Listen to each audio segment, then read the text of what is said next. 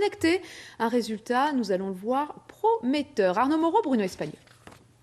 3, 2, 1, c'est parti. Un éclair, aussi furtif que puissant. Une décharge d'1 million de volts, l'équivalent d'un très gros orage. Ce laboratoire contient des générateurs de 6 mètres de haut. La structure, quasiment unique en France, recrée les conditions de la foudre pour tester ses créations.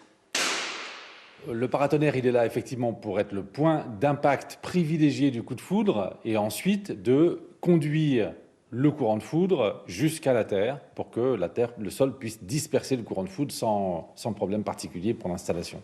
Cette entreprise emploie 250 personnes, dont une centaine à Douai. Elle travaille pour un marché particulier, monuments historiques, de grande taille ou encore accueillant un public nombreux. Elle exporte dans le monde entier.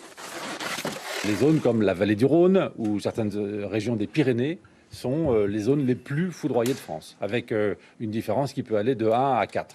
Si on reprend le monde, on sait que toute la zone tropicale est la zone la plus foudroyée et donc c'est la zone où nous allons trouver nos marchés potentiels les plus intéressants. Nouveauté, ce matériel devient connecté. Des modèles envoient continuellement des informations.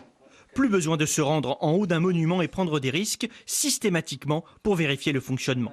À la place de prendre une voiture et de faire la tournée des paratonnerres que l'on doit vérifier, là on va vérifier les paratonnerres qui ont potentiellement un problème ou qui ont pris un coup de foudre et qui nécessitent une vérification beaucoup plus approfondie. Des paratonnerres connectés, que de chemin parcouru pour cette entreprise créée en 1955. Elle réalise aujourd'hui jusqu'à 10 000 produits par an. Nous diffusons sur notre site web une nouvelle